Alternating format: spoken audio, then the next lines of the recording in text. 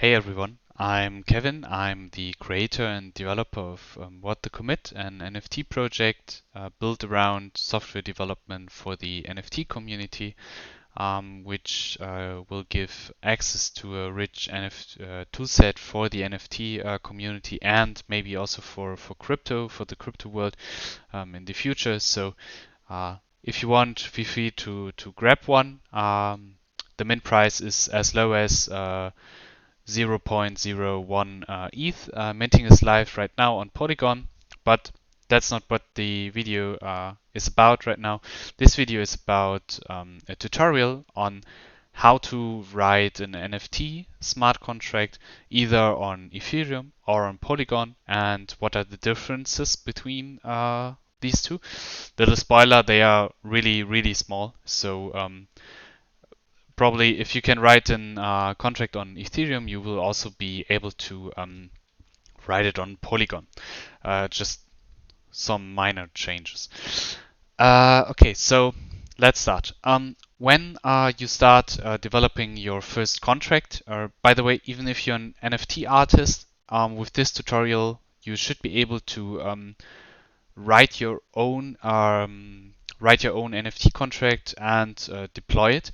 I would not recommend deploying it to Ethereum when you're not like a big project, because gas costs of deploying contracts can be quite expensive. On Polygon, you don't have these problems, so yeah, I would focus on the Polygon side then. Also, Polygon is fully integrated in OpenSea, which is also great for small artists. Right. So when you first start, you don't want to reinvent the wheel, and you want to keep security in mind. Probably you won't have the money to pay for a security audit, and you don't want even to bother with these things. So when you build it, there's this company which is called Open Zeppelin, which is really great. They're basically building contracts, or not only, but we are only looking at the contracts right now, and these contracts are all already audited and really well tested. So if you are using them, I will show shortly how you can use them. It's a really great opportunity to be safe on the security side, as well as yeah, it's not you are not reinventing the wheel, so it's not that time consuming. So if you go here to products and contracts, you will actually see this, and then just ignore this. We will work with something which is called Remix, so you don't need any console or stuff like this. And if you click Get Started, you will get actually to this page. Like I said, ignore the npm install. We are not using this. And if you see, as you can see here, this is already everything you would need to create your first NFT project. So in the NFT means non-fungible token, and in the Ethereum world, it's just an ERC 721 token. Normal token like Ethereum is ERC 20. So whenever I reference to NFT, I mean in this context about contracts an ERC 721 token. Right, and this here would basically be all. Obviously, you have no mint price. It wouldn't be payable. So you don't have a max supply and all stuff like this. So, but we're coming to this later. So, and here you can see you have basically everything you need. Also, the documentation is a really great start if you want to look how to create your ERC20 token, for example. But this tutorial is focusing on NFTs, so we are going with ERC 721. So if you would copy this now and would go to Remix Ethereum IDE, I will just, let me go here. The first thing you would see is this default workspace. If you open this site, remix.ethereum.org, which is a good start. But for the sake of this tutorial, I created a different workspace and named it VTC for what the commit underscore tutorial. And obviously we all love raccoons, and I think the name Trash Panda is really great. So I called this contract trashpanda.sol. Sol is for Solidity. It's just a file extension. And right, I called it Trash Panda. Maybe I will make it a bit bigger. I think then it's viewable better. Or it's not working on the... Okay, give me a second. Okay, I will reload. Just in case, yeah. I'm figuring out as I go with this videos, so please bear with me. So yeah, we go to this workspace, and then you can see I already did all the work, and I would just explain now how it works. I will also make a public repository on GitHub, so you can just copy paste it. It's an the license is MIT, so it's also for commercial use and all that stuff. So just remind yourself of changing the contract and the actual token symbol and the token name. But the rest should be good to go. Yeah. Also, right. So we have this contract here, which is we called it Trash Panda, and it's an ERC 721 token or contract, and we also make it ownable. This is quite important because you want to have functions which can only be called by you, the person who deployed the contract or who is currently owning the contract, and not everyone on the outside. And this ownable is basically an additional contract from OpenZeppelin. So we importing, like we saw here in the example, we importing the contracts from OpenZeppelin, which are already audited, so no risk there for us. And we import this ownable. You can also find this ownable if you go here to ERC 721, I think, and then if you look here, I think it was access. Yeah, it should be access. And here you have ownable.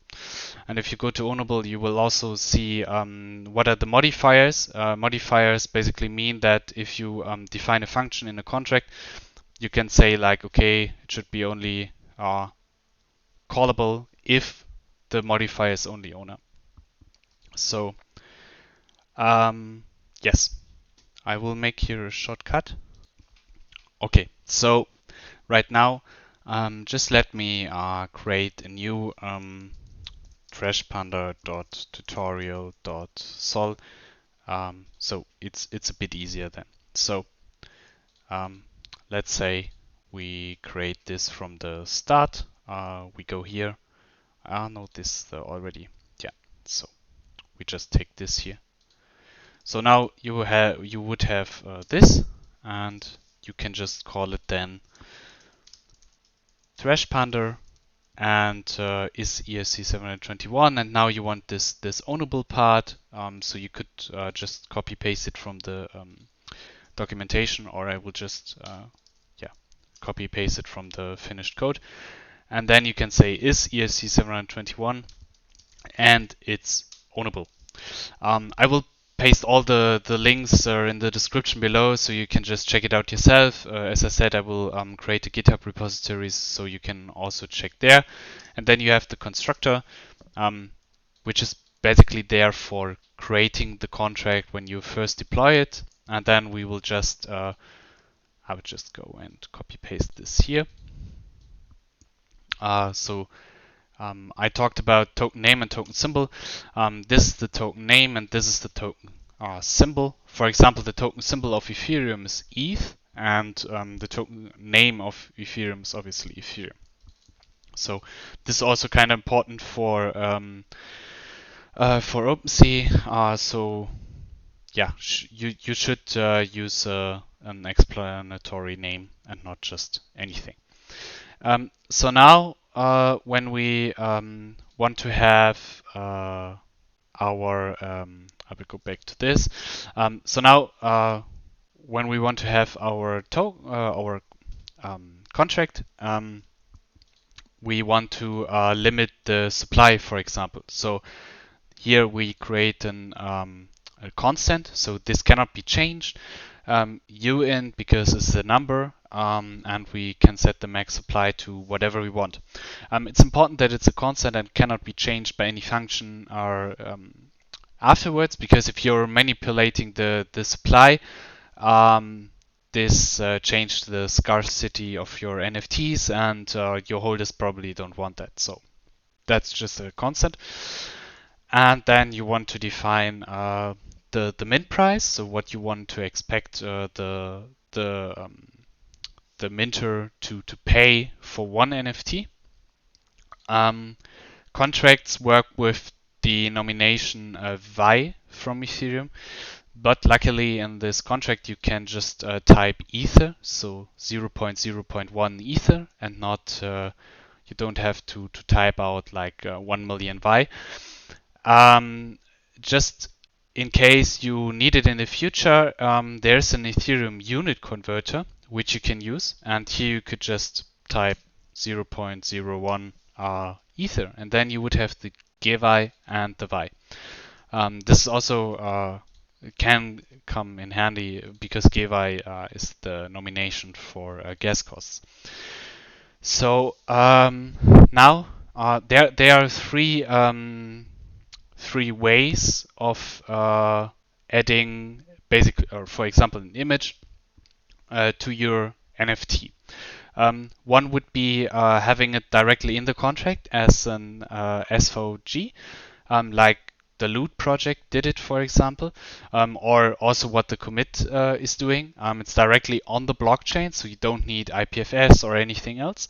Another way would be to have your trades on chain, and then having an API which are taking the trades from the blockchain, and basically giving back the NFT.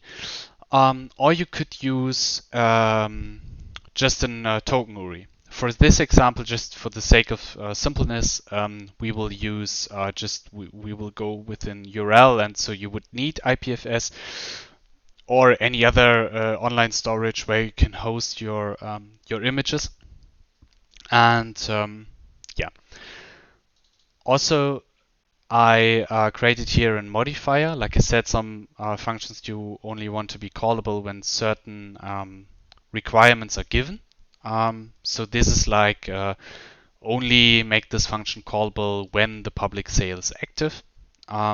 Here we have the constructor, like I said before, and here we have the base URI. The base URI is a function of the ERC 721 contract, which we are overriding and just giving back our own private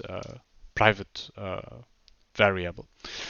Then we have this add token URI. Like I said, if you're, for example, if you're a small artist, you probably won't have like 10K, and then it could be a good practice to set the token URI directly, because uploading a directory to IPFS can be quite a struggle. And if you want like a for example, whatthecommit.com /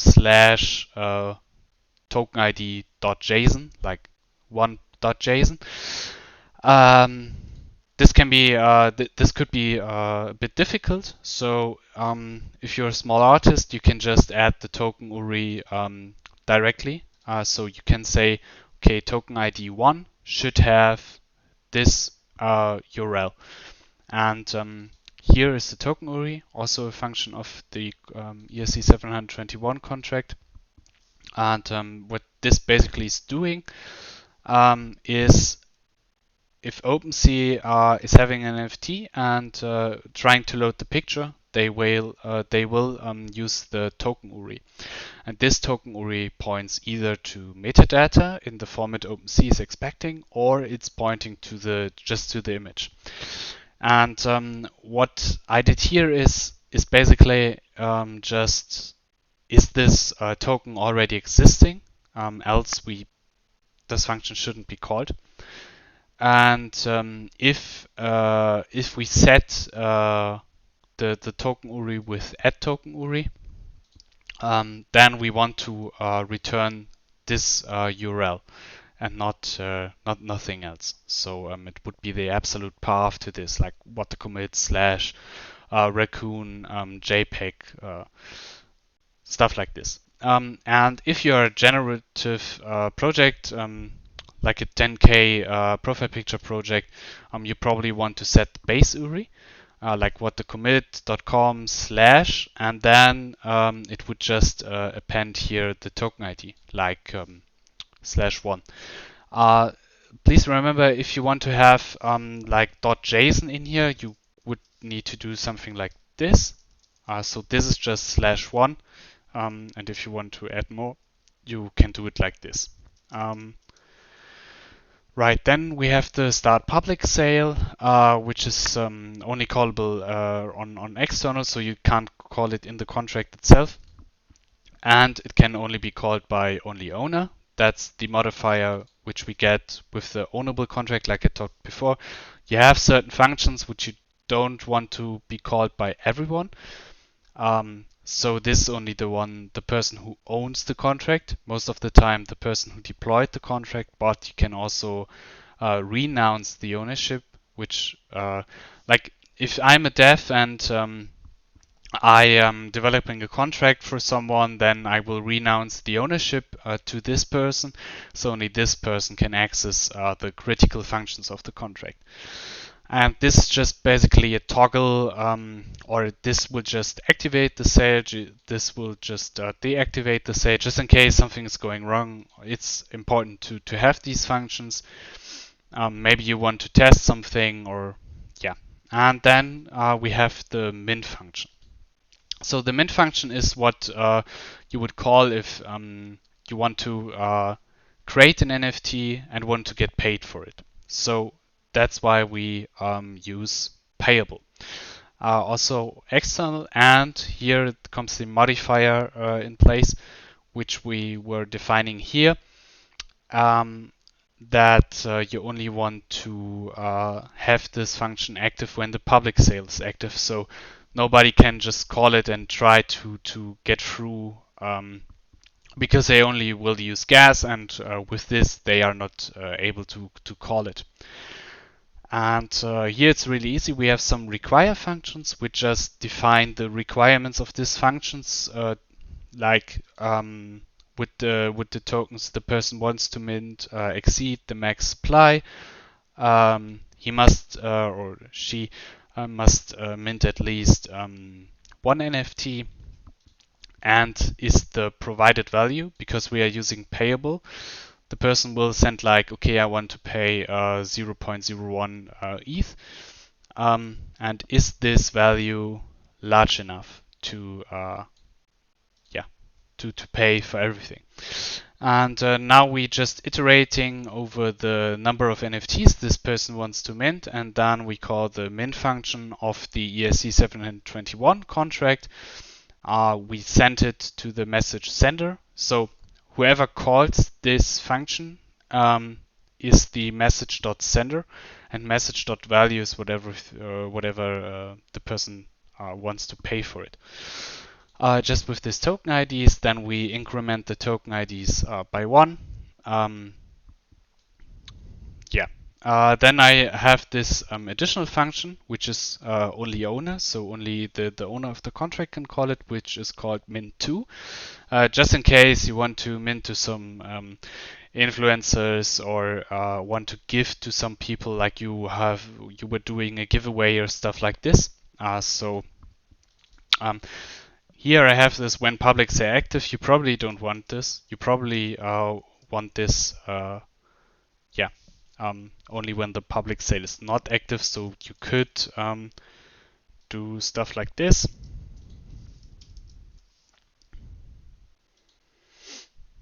So public sale has already begun, so you can only give before the public sale has begun. So this would be probably a smart move here. And this is basically everything. Here I also set like strings for you in 256, which is just that you have this function here like toString. Because if you are combining an URL, you need in Solidity you need to convert it to a string from a number. So that's for this. This is just this one another important part with the token IDs. Here it's just a number which we increment each time we mint something. There are different approaches. Like on Ethereum, gas is expensive, so you should try to limit the complexity of your contract as much as possible. Currently, I'm aware of three different ways of doing it. So, like I said, most of the time you should use Open Zeppelin with their contracts because you don't want to reinvent the wheel. And if you go to, I would need to check if it's ERC 721 enumerable. So this would basically give you the same like this counter. So you could just increment it, but you would extend your contract with this. Also, you would have a function to get the total supply, and you wouldn't rely on a single number, for example. The problem with this is giving you much functionality, which you most of the time don't need for a simple smart contract. So it would only increase the gas costs, which we don't want as long as we don't need it. So what you want to do then is also another way of doing it would be to actually using counter, which is a struct in Solidity. I would need to check here counters this. So instead of incrementing an integer yourself, you could use this, which is a bit more, I would say, safe than using an integer yourself, but obviously it's more logic behind it, so it will also increase gas costs. So as long as your contract is simple as this, and you just want to have your own contract, so you are the owner of the NFTs, or people who mint are the owner of the NFTs, you can actually just use a number like in 256. Why having a smart contract at all? Why not using OpenSea, for example? If you mint an NFT on OpenSea, OpenSea will have the ownership of this NFT. So, for example, if OpenSea is going down, your NFT is gone. If OpenSea decides to split ways with you, your NFT is also gone. You cannot sell it on any other marketplace. With your own contract, you could move on to Rarible, for example, or to show you when they start their phase 1. Currently, they are in phase 0, where they only have whitelisted artists, but you could use this for then in their phase 1 also. So this is the that's why it's kind of important to have your own contract, even if you're a small artist, I would say. The thing here is Ethereum is really expensive, especially in the current market. We have gas costs with like 80 GBI at least, more like 100, 122. So it will cost you like 1,000, 1,500 to deploy such a contract, and you don't want this. So what is the solution for this? Personally, I think Polygon is a great choice because Polygon is supported by OpenSea. And also it will be supported by other marketplaces in the future. So And on Polygon, the gas cost is near zero. That's why I used what the commit as an example on how you could do it in on Polygon. I could also have done it on Ethereum, but I decided to go with Polygon. Not directly because it's cheaper, but I think this ecosystem deserves more, yeah, more people. So I will make a shortcut here, and then we will go over on the differences with the Polygon contract and how you would deploy it there. Spoiler, it's basically the same, and how you would go with OpenSea there. So yeah. Okay, so now let's go to smart contracts on Polygon, especially for NFTs. Just for the first part and for the second part, if you have any questions, just join the Discord of What the Commit. You can either find it on Twitter or you can just scroll down and use the Discord invite here. You're really welcome. Ask all the questions you ever wanted to ask. Yeah. And so now let's go to Polygon. So what's different with Polygon? Polygon is the layer 2 solution of Ethereum, and instead of ETH, it's using Matic. No problem at all. Near zero gas fees, so this is great. But what are the differences now? Maybe you also already noticed that I have here an additional constant, which is an address, which is called vETH contract. And this vETH contract is kind of important because it's the address of the contract for wrapped Ether on Polygon.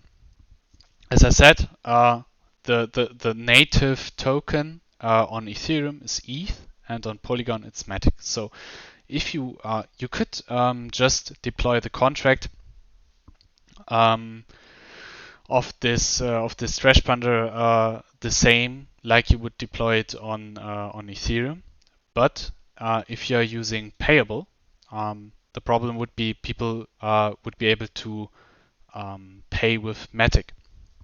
And for example, if you say like 0.01 Ether would also be 0.01 Matic because it's the native the native currency, the native token of this blockchain. So obviously you don't want this, so you would remove Payable, but you want people to pay with Ether. So what is changing when using the native token in comparison to another token which has another contract? So people